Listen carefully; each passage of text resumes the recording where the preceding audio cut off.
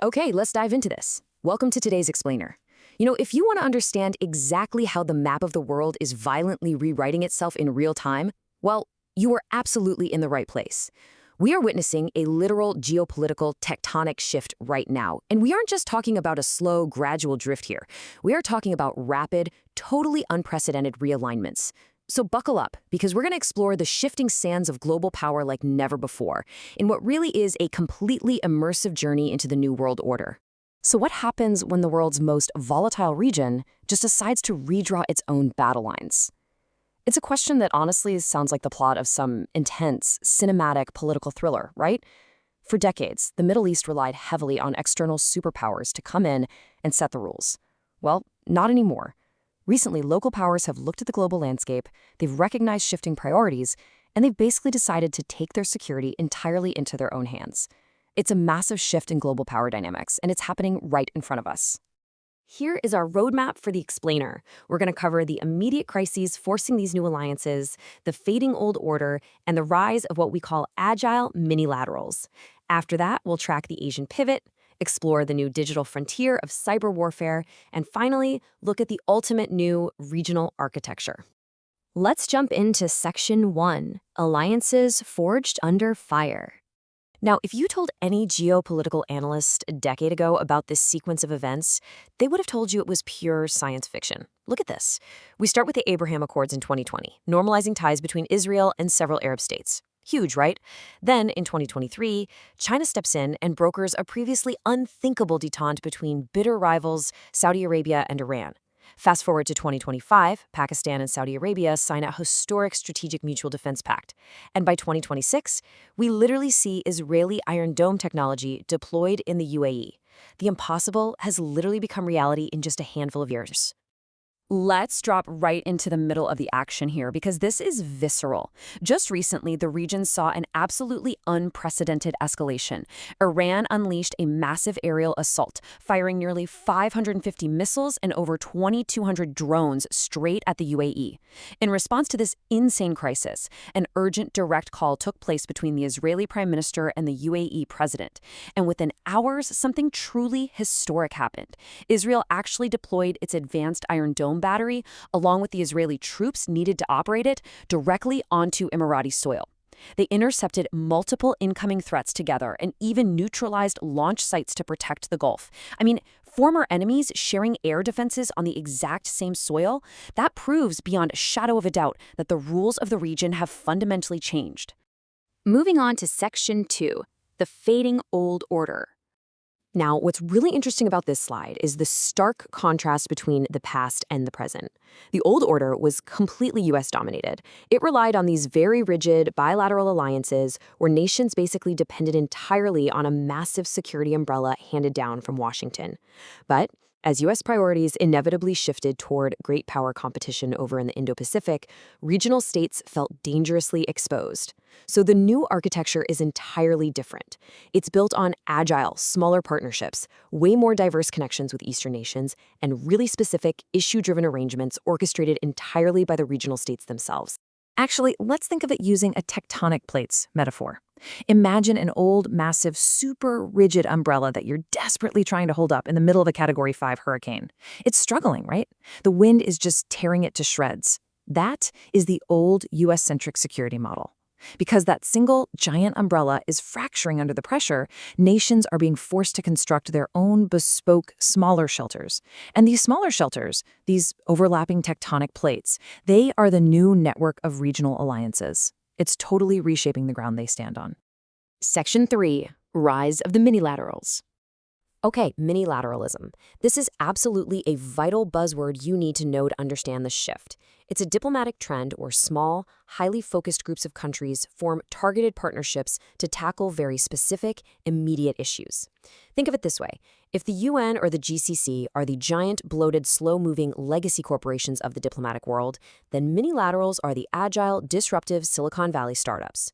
They're lean, they're hyper-focused, and they're designed to solve problems right now, without getting bogged down in endless red tape and bureaucracy. So let's untangle this diplomatic alphabet soup a little bit.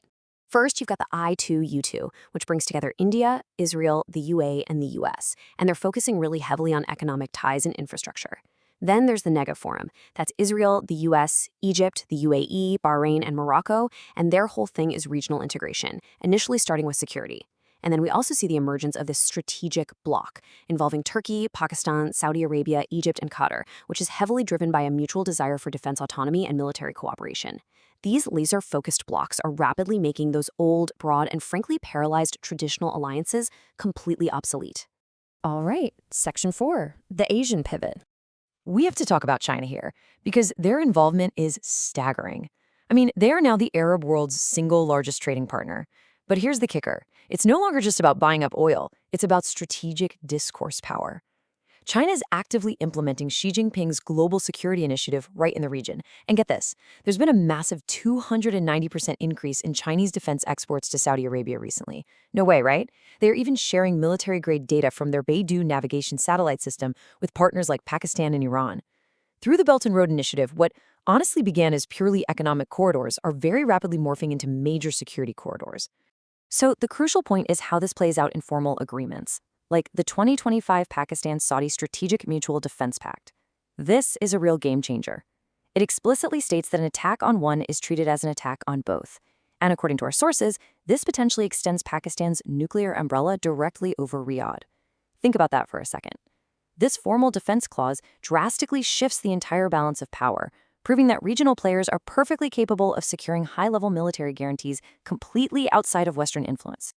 Next up, Section 5, securing the digital frontier. Let's shift gears from physical missiles to the invisible battlefield. The cybersecurity market in the Middle East is absolutely exploding.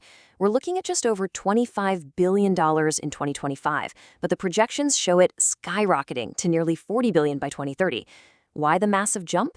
Because as these countries undergo rapid digital transformation and build these hyper-connected, futuristic smart cities, they demand a completely new kind of defense. They literally need a digital Iron Dome. Because as they build out these digital economies, this invisible battlefield becomes their biggest vulnerability. Hackers aren't just trying to steal data from laptops anymore. They are deliberately going after the region's heavy reliance on oil, gas, and operational technology. I'm talking about the very infrastructure that literally keeps the lights on. We're seeing this massive surge in ransomware and DDoS attacks, and that's forcing a massive pivot from traditional perimeter security to strict zero-trust architectures, largely driven by tough new government mandates in the UAE and Saudi Arabia. Because let's face it, you can't be a global superpower if a hacker in a basement somewhere can just shut down your city's water supply. Which brings us to our final section, a new regional architecture. And this brilliantly illustrates where we are heading. Strategic analysts argue that to truly grasp this new reality, step one is to literally take the map you know and throw it out. The term Middle East, that was actually coined in London back in 1902, based entirely on British imperial perspectives. Step two is to embrace the concept of West Asia, recognizing the region as a deeply integrated bridge. Step three is connecting Europe's southern flank directly to the Indo-Pacific. And step four relies on a strategy of offshore balancing, where superpowers avoid massive, messy ground deployments and instead empower local partners to act as force multipliers.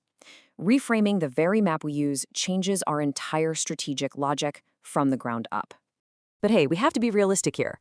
Progress and stability in this newly defined West Asia require addressing 4 heavily converging fault lines, all at the same time. You've got the incredibly fragile maritime choke point at the Strait of Hormuz. You've got the immense complexities of Iran's nuclear program. You have the stark absence of any real architecture currently addressing proxy warfare. And of course, the deeply unresolved Israeli-Palestinian conflict. Our sources make it very clear. These are all interlinked. You simply cannot fix one without addressing the others through these new, agile, minilateral structures. Former Turkish Prime Minister Ahmet Davutoglu offers this really fascinating insight. He suggests the region desperately needs an equivalent to the 1975 Helsinki Accords. It's a brilliant Cold War analogy, honestly. The Helsinki Accords proved that peace doesn't actually require ideological friendship. It simply requires a mutual acknowledgement of vulnerability, a baseline of transparency, and structured limits. It's all about building a framework where even deeply divided sworn enemies agree to basic boundaries, simply because the cost of total chaos is way too high for everyone involved. Which leaves us with this final lingering thought. Over the course of this explainer, we've seen former adversaries sharing missile defense systems on the exact same soil. not out of some sudden heartwarming friendship, but out of absolute stark necessity. So, if mutually assured vulnerability can forge an Iron Dome alliance today and pull in massive superpowers from Washington to Beijing, what is West Asia's security architecture going to look like tomorrow? The tectonic plates are absolutely still shifting, and this new map is being drawn right as we speak. Keep your eyes on this space, keep learning, and I'll see you on our next explainer.